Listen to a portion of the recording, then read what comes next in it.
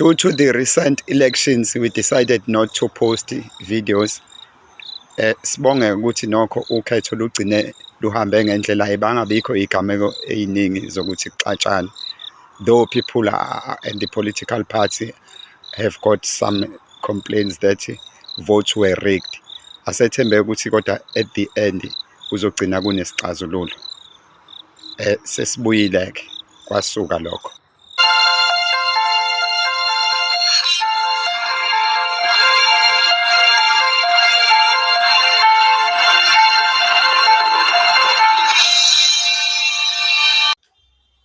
Siphinde sinibingelele-ke babukeli beka-AV-TV with Prince Bekumndeni kaZulu.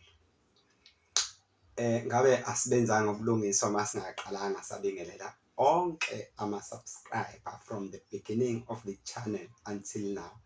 Even those who didn't subscribe, abaviewile siyababingelela nabo. Sinethemba lokuthi ngelinye ilanga bazosubscribe. Wena ongaka-subscribe siyacela ukuthi usubscribe. Thank you very much. Your support is amazing. You have break so many records. Ngisho ama-subscriber ne-viewership, you have break at your own so many records in the channel. The channel is on top of the world, like i-trademark yakhona, i-logo yayo. I mean, i-logo yayo ibhaliwe lapha no top of the world. Sesikhona. Before I move on, sicela ukubonga sisi akajwayele ukungena ku YouTube kodwa uthi uyasilandela masiposte ku Facebook, uyisubscribe bathi unontobeko Ntsele, unomngani wakhe. Sinabangani baphesheya abasilalelayo lapha. Sino 14% nase Indonesia, e-USA sino 14% wabantu abasilalelayo, nase Indonesia sino 4.4%, la eSouth Africa ke sino 68%. Umngani wakhe-ke usithengele nanti ijezi, uhlala eCanada owalala eCape Town, bathi uTracy Chapman. Tracy Chapman usithengele nanti ijezi. Siyaxolisa uqhamuka siligqokile singalikhiphi, singalifakile kwinto ebebelifake kuyona. Uthi akunankinga ngisho singalibiza igama lakhe. IsiZulu akasazi, uthi uyemtolikele mangabe kade sikhuluma izinto. Yikho nje behleze besicela ukuthi sibhale ama-head screenwriters mangabe sibhala. Siphinde singakhohlwa usisi kaZelande Khuba ovamise ukukhomenta la, usiphe nanti ithawula leBhinca Nation. Siyabonga kakhulu. Nisixoleleke mawukuthi nicabanga ukuthi siqamba amanga, ngoba engaqali ngathi kade kwase abantu beqamba amanga ku-YouTube bethi baphiwe iy'moto, abanye bethi baphiwe iy'nkomo. Kodwa sigcine ukuyibona uma u-YouTube lona size singahlangana nazo thina besingakaphiwa. Ngingakhohlwa-ke udadewabo, ngiyamkhohlwa igama lakhe, aninalo lapho. Usiphe imali, kuhlangane nathi nje edolobheni wasipha u-R400. Ngokukhulu nje ukujabula usipha u-R400. Besingenayo-ke thina kule channel into kuthiwa faka imali mhlambe eShoprite noma ini. Cha, besingenazo lezo zinto. Usiphile nje imali, wahlangana nami edrobheni wangipha imali. Siyabonga kakhulu. Usanitsele osiphe u-R400, ungowaSolundi. Siyabonga Sanelisiwe Ntsele. Uthe uyasipha nje, hhayi ukuthi khona uthi siyambusisa masikhuluma la. Asisho-ke ngalokho ukuthi sithi sifuna izipho. Cha, umuntu kusuke kuyisukela othandweni lakhe. Ngokujwayelekile kuthiwa kubonga okuncane, kubonga okukhulu. Cha, lana asibongi okuncane, sibonga lokhu kukhulu kabi.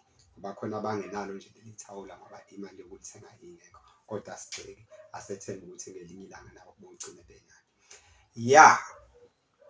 Namuhla-ke ngithe angizokhuluma uthe usinika ngoba sibuzile ukuthi yini esinike le Sundowns, wathi mayebuka lapha ubona kuyiyona ethatha iligi nokweyikhofu, futhi ubona kuyiyona ehamba phambili. Nangoku mayebuka ubona bethatha iligi futhi ubona kuyiyona ehamba phambili eMzansi, hhayi ngoba support. Sibonge kakhulu.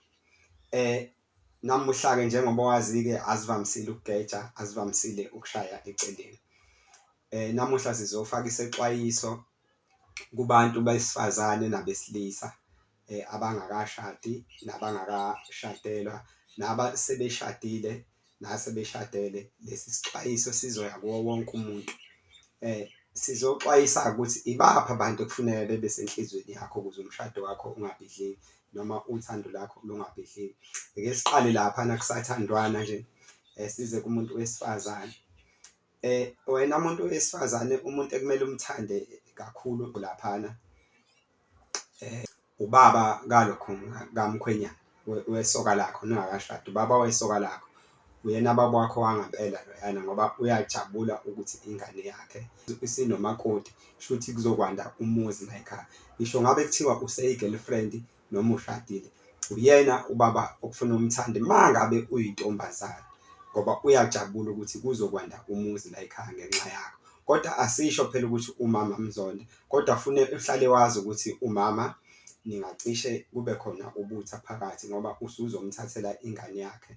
Okungenzeka ukuthi kunemihlomulo umama angaseze ukuyithola ngenxa yokuthi sekukhona wena, ama-allowances athize azonqamuka ngenxa yakho. Akekho-ke ongakwazi lokho, izinto ezenzakalayo ngoba umama kamakoti, umama kamakoti uyacikeka nje noma ethi ukhuluma nengane yakhe masithi hhayi kulungile mama, ngisazokhuluma nomasibanibani.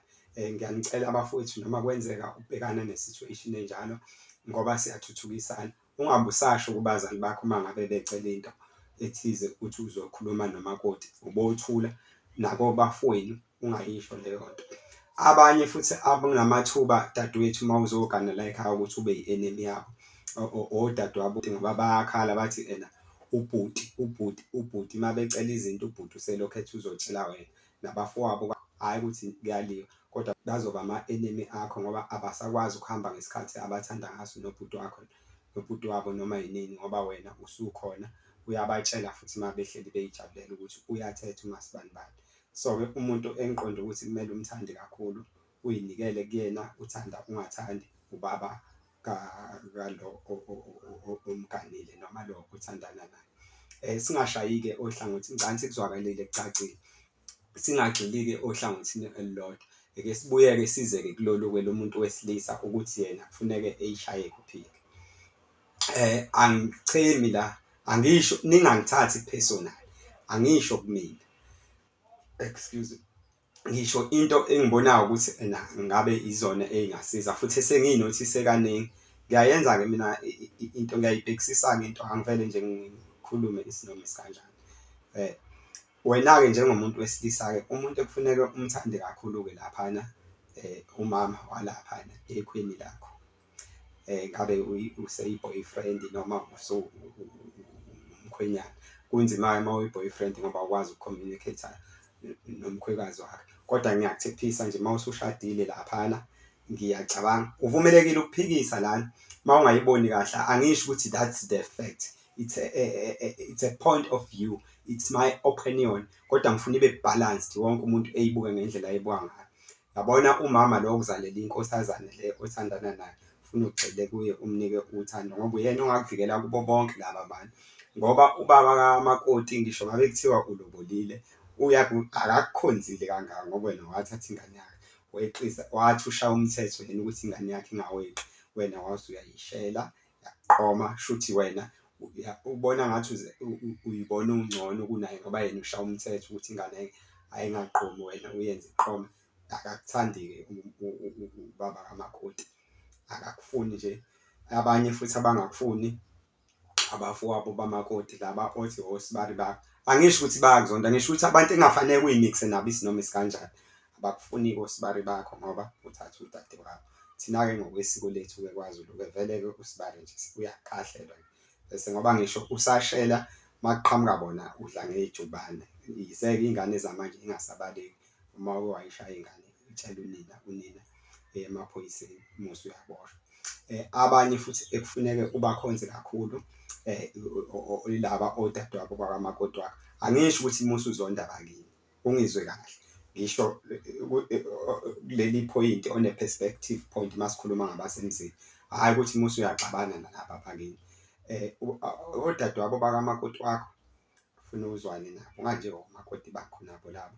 Futhi elinye iphutha engafanele ulenze nangebhadi, uthanda ungathandi, ngaphandle uma uyisidididi noma umfana okhulele ngaphansi kwedwaba likanyoko, ungalinge nje nangebhadi ushele umlamu wakho lo umakoti owudadewabo kamakoti wakho, ungalinge lowo uyefana nomfowenu usisi wakho ukhulekele wena mawunenkinga nalona othandana naye uyena muntu ongambhobhokela umchazele ngayo yonke isituation futhi unamandla ukuthi ehambe eyokukhulumela laphana udadewabo. So-ke ungalenzi-ke iphutha lokuthi umshele kodwa kuba close naye kulungile ayikho inkinga ngoba umakoti wakho naye omncane kodwa nje ungalinge nje uze uphoxe umshele ngoba vese udadewenu loyana uyefana nobhuti wakho.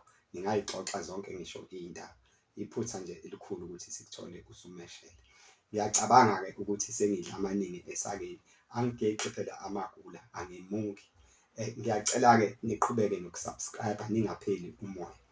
Sisekhona nje it's very amazing lento yokuthi road to 1000 subscribers sengiyabona sizofika kuyona. Nitshele nabanye ningakhohlwa ukushare ni-subscribe ni-like so that ilokhunga yethu i-channel yethu izoba phezulu.